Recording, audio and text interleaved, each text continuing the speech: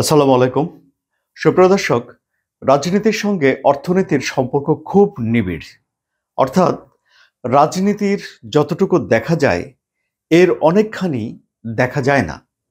যেমন ধরুন একটা উদাহরণ দিয়ে বলি, সমুদ্রে যে বরফ রয়েছে তার 10% পানির উপরে থাকে সেটা আমরা দেখতে পাই এবং এর নিচে থাকে 90% যেটি দেখা যায় না। যেই অদেখা বরফের সঙ্গে ধাক্কা খেয়ে টাইটানিক ভেঙে পড়েছিল। এখন রাজনীতি এবং অর্থনীতির সঙ্গে যদি আপনি সম্পর্ক করতে চান, তাহলে এই যে অদেখা যে বরফখণ্ড সেটিকে আপনি অর্থনীতি বলতে পারেন, আর দেখা যে বরফখণ্ড সেটিকে আপনি বলতে পারেন রাজনীতি। এই যে অর্থনীতির কর্মকাণ্ড, বিশাল অর্থনীতি, এটি ভেঙে পড়তে পারে একটি আইন যদি না থাকে পৃথিবীতে। কি সেটি? সেটি হলো দেওয়ানি আইন। কেন ভেঙে পড়তে পারে? কারণ দেওয়ানি আইন একজন মানুষের ব্যক্তিগত অধিকারকে রক্ষা করে। অর্থাৎ আপনি যখন কারোর সঙ্গে চুক্তি করবেন, আপনি জানেন যে অপরপক্ষ যদি চুক্তিটা ভেঙে ফেলে বা পালন না করে, তাহলে আপনি একটা সিভিল মামলা করতে পারবেন।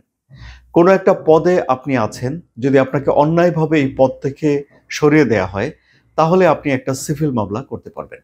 ঠিক এমনিভাবে জমি, সম্পত্তি, বাড়ি, ফ্ল্যাট, পদ, চুক্তি, এই সব বিষয়গুলোর যেসব ব্যক্তিগত অধিকারগুলো রয়েছে, সেই অধিকারগুলো আপনাকে বুঝিয়ে দেয় দেওয়ানি আইন।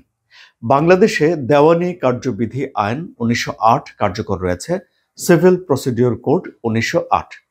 এই যে আইনটি, এই আইনের ভেতরেই আপনার অধিকার রক্ষার প্রাণভোমরা সিভিল মামলার ক্ষেত্রে লুকিয়ে রয়েছে এবং এই আইনের ভেতরেই বলা হয়েছে যে কিভাবে এই অধিকার আদায় করে নিতে হবে। এই দেওয়ানি আইনে মোট 158টি ধারা রয়েছে, 51টি অর্ডার রয়েছে এবং 600-এরও বেশি রুলস রয়েছে।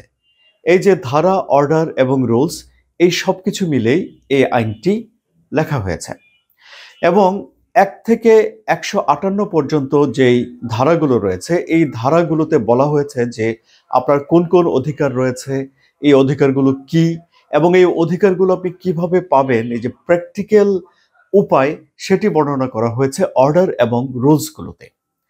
আদালতে যখন কেউ সিভিল মামলা পরিচালনা করে, তখন এই নীতিগুলো, তত্ত্বগুলো, থিওরিগুলোও জানা দরকার, যেগুলো 1 থেকে 158 ধারাতে বর্ণনা করা হয়েছে। আবার প্র্যাকটিক্যাল বিষয়গুলো কিভাবে বাস্তবায়ন হবে, অর্থাৎ কিভাবে সমন জারি করতে হবে, ইত্যাদি ইত্যাদি যে বিষয়গুলো আছে, সেগুলো জানার জন্য অর্ডার এবং রুলসগুলো জানা থাকতে হবে।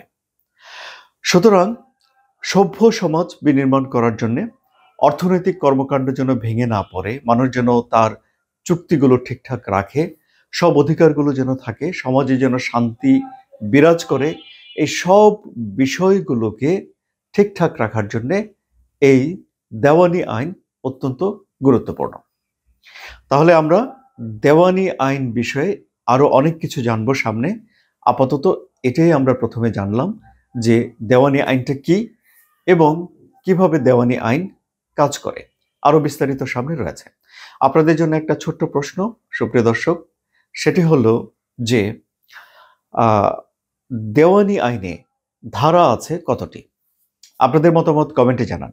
আলোচনা ভালো লাগলে সাবস্ক্রাইব করে চ্যানেলের সঙ্গে থাকুন। ধন্যবাদ।